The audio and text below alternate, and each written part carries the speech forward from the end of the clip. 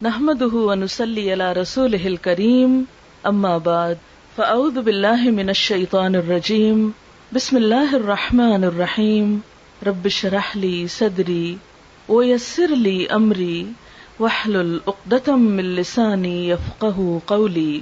آواز کا مسئلہ کہ عورت کی آواز بھی چھپانے کی چیز ہے یا نہیں، اس کے بارے میں بھی اختلاف ہے۔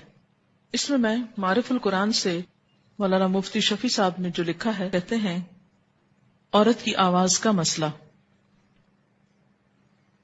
کیا عورت کی آواز فی نفس ہی سطر میں داخل ہے، یعنی اس کو بھی چھپانا چاہیے، اور غیر محرم کو آواز سنانا جائز ہے، یعنی عورت کا کسی مرد سے بات کرنا یا عورت کی آواز سننا، یہ آپ نے عام طور پر یہ بحث سنی ہوگی۔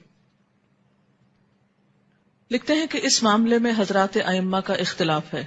امام شافعی کی کتب میں عورت کی آواز کو سطر میں داخل نہیں کیا گیا۔ حنفیہ کے نزدیک بھی مختلف اقوال ہیں، لیکن حدیث سے ثابت ہے کہ ازواج مطہرات نزول حجاب کے بعد بھی پس پردہ غیر محارم سے بات کرتی تھیں۔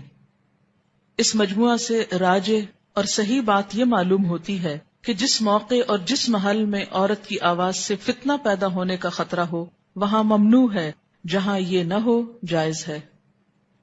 احتیاط اسی میں ہے کہ بلا ضرورت عورتیں پس پردہ بھی غیر محرموں سے گفتگو نہ کریں، اور یہ بہت معتدل رائے انہوں نے لکھی ہے۔ عام طور پر جب جیسے کیسٹ ریکارڈنگ اور اس کو سنوانے کا مسئلہ آتا ہے تو آپ نے دیکھا ہوگا کہ مذہبی طبقے میں اس کے بارے میں بہت ری ایکشن ہے، عورت کی آواز کیوں ریکارڈ کی جا رہی ہے، کیوں سنائی جاتی ہے۔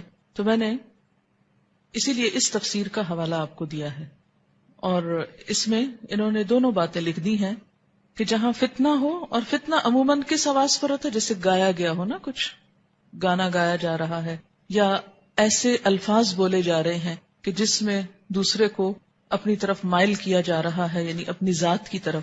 قرآن پاک میں سورۃ الاحزاب میں ازواج مطہرات کو جو تلقین کی گئی وہ یہ تھی، آیت نمبر ہے 32، سورۃ الاحزاب 22واں سپارہ شروع ہو رہا ہے۔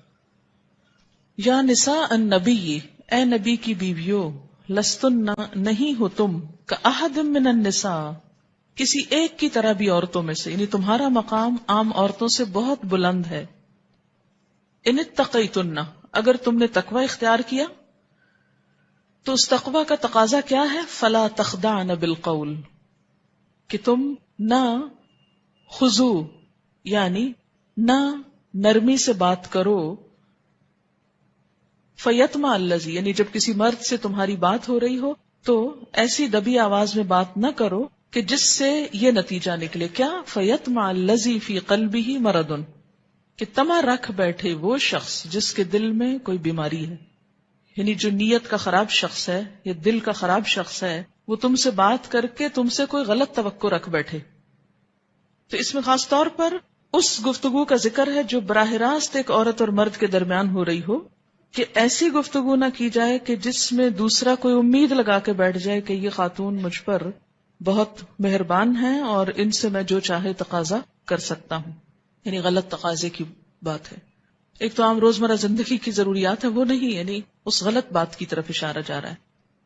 اور یہ نہیں کہا کہ بات ہی نہ کرو یا آواز تمہاری کوئی نہ سنے، یہ نہیں کہا گیا۔ کیا کہا؟ وَقُلْنَا، اور کہو، کیا کہو؟ قولاً، بات، کون سی؟ معروفہ، معروف۔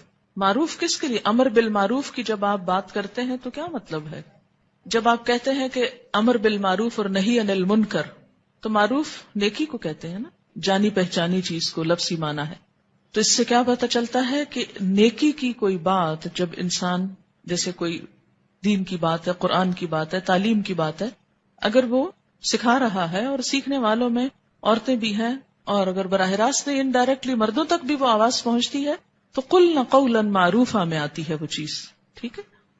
اور اس میں یہ نہیں کہا گیا کہ چیخ چلا کے بات کرو یا کھردرے لہجے میں بات کرو، یہ نہیں بات کہی جا رہی۔ بات یہ ہے کہ وہ بات نہ کرو جس سے دوسرا غلط مطلب نکال لے، غلط مطلب لے کر غلط توقع رکھ بیٹھے۔